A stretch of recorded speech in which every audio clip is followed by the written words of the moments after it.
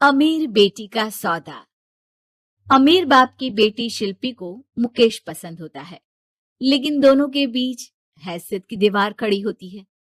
और फिर कहीं नौकरी कर लो ना, क्या हमेशा ये लोहे की सलाखों के पीछे भागते रहते हो?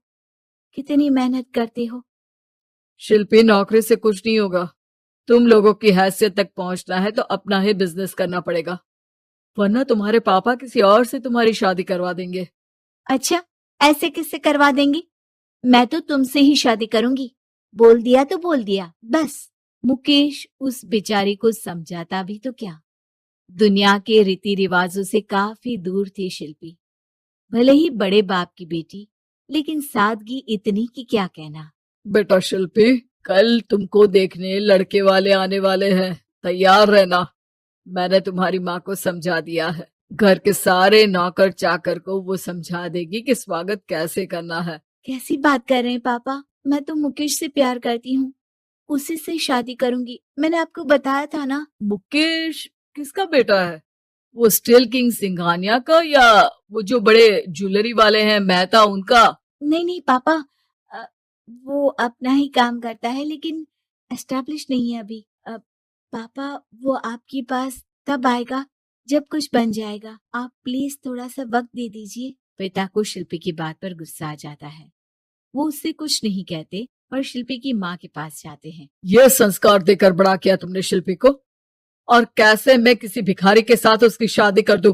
कौन है ये मुकेश? मैं जानती हूँ, बड़ा ही होनहार लड़का है। शिल्पी से बहुत प्यार करता है और शादी करना चाहता है। अरे ऐसे कैसे मैं किसी से भी अपनी बेटी की शादी कर दूं? कोई भी उठकर आए और कहे कि मैं शादी करना चाहता हूं तो मैं शादी कर दूं? कान खोल कर सुन लो, कल उसे अच्छे से तैयार कर देना, क्योंकि जो लड़का मैंने देखा है शिल्पी के लिए, वो करोड़पति घर का बेटा है, समझी? लाख मना करने पर भी शिल्पी को उस लड़के से मिलवाया जाता है जो उसके पिता ने उसके लिए देखा था। देखिए, मैं किसी और से प्यार करती हूँ और उसी से शादी करूंगी। ये तो बहुत अच्छी बात है कि तुम किसी और से प्यार करती हो, क्योंकि मैं भी किसी और से प्यार करता हूँ। लेकिन शादी तो हम दोनों को ही करनी होगी, जानती हो ना, ये बिजनेस और ये सारा कुछ। शिल्पी को समझ में नहीं आता कि वो क्या कह रहा है, लेकिन वो समझ जाती है कि वो लड़का भी किसी और से प्यार करता है। पिताजी, वो भी कह रहा था कि वो किसी और से प्यार करता है। हाँ तो करने दो ना, हमने तो नहीं रोका। तुम अपना देखो, शादी के लिए हाँ कर कर गया है वो। लेकिन क्यों? अरे वो और मैं दोनों ही एक दूसरे से प्यार नहीं करते, फिर शादी क्यों कर ले? पापा, एक बार सिर्फ मेरे कहने पर आप मुकेश से मिल ले। पिता शिल्पी के कहने पर फॉर्मेलिटी के लिए ही सही, लेकिन मुकेश को घर बुला लेते हैं। देखो, ज्यादा वक्त नहीं दे पाऊंगा। ये बताओ कि शादी के बाद कहाँ रखोगे उसे? 2 कमरे के मकान में? नहीं सर, मैंने 2 साल के बाद का सारा प्लान कर लिया है। मैंने आयरन इंडस्ट्री खड़ी करने के लिए पूरा ब्लूप्रिंट तैयार किया है। मेरी खुद की जगह है दादाजी की। बस थोड़ा फंड का अरेंजमेंट हो जाता तो काम शुरू कर देता। अच्छा, मतलब तुम यहाँ फंड रेज करने आए हो? मुकेश समझ जाता है कि उसके पिता शिल्पी की शादी उससे कराने के मूड में नहीं है। फंड आप कभी दे भी नहीं पाएंगे मुझे तो सिर्फ शिल्पी चाहिए। मैं उसके बिना नहीं रह सकता सर। मैं उसे बहुत खुश रखूंगा। वो तो हर पति का धर्म होता है। वो तो मैं किसी से भी उसकी शादी करा दूं, वो उसे खुशी रखेगा। लेकिन देखो, मैं ज्यादा बात को घुमाना नहीं चाहता। वो बड़े घर की लड़की है, उसे काम काज की आदत नहीं। अभी वो समझ नहीं रही, लेकिन तुम तो समझो। मैं किसी भी हालत में शिल्पी की शादी तुमसे नहीं करवा सकता। मुकेश पिता से लाख मन्नतें करता है, लेकिन वो नहीं मानते।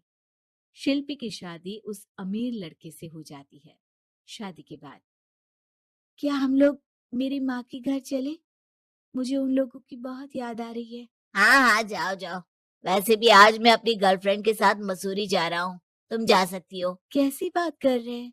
अब हम लोगों की शादी हो गई है, आप कैसे किसी और लड़की के साथ जा सकते हैं? अरे मैंने तो तुम्हें शादी के पहले ही बता दिया था कि मेरी कुछ गर्लफ्रेंड्स है। अब प्लीज ये टिपिकल बीवी वाला रोना धोना शुरू मत कर देना। शिल्पी पिता के घर जाती है और माता पिता को सारी बात बता देती है। इतना गंदा इंसान निकलेगा, मैंने तो सोचा ही नहीं था।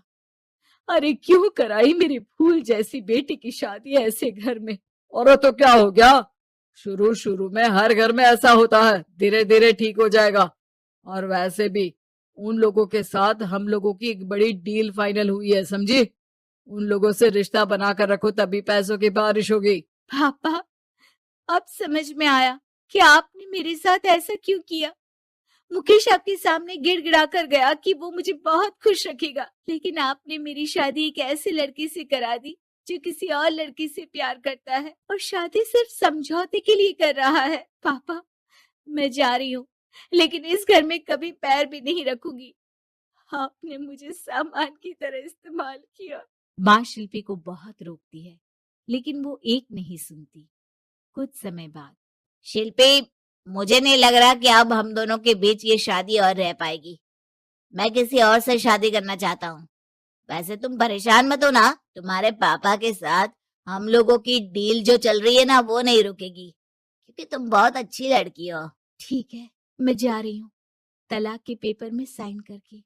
लेकिन एक शर्त है, मैं कहाँ गई ये बात मेरे पिता तक नहीं पहुंचनी चाहिए। शिल्पी घर छोड़कर चली जाती है।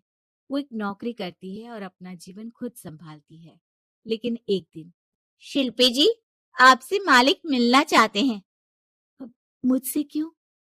शिल्पी मालिक के कमरे में जाती है, जहां सामने मुकेश होता है।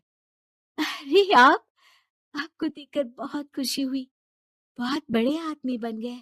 थैंक्स, पर तुम्हें नौकरी करने की क्या जरूरत पड़ गई। मैंने तो सोचा भी नहीं था कि तुम मेरी शिल्पी होगी। तभी वहां शिल्पी के पिता आ जाते हैं। शिल्पी, तुम्हारे बारे में माँ से पता चला। घर चलो बेटा, मुझे माफ कर दो।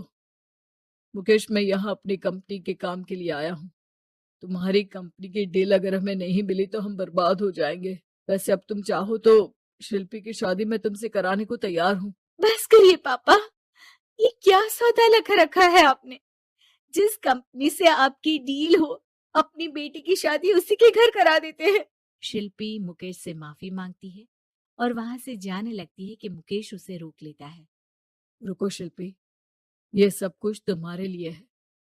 ये कंपनी, ये नाम सिर्फ तुमसे शादी करने के लिए ही खड़ा किया था। मैं आज भी तुमसे बहुत प्यार करता हूँ।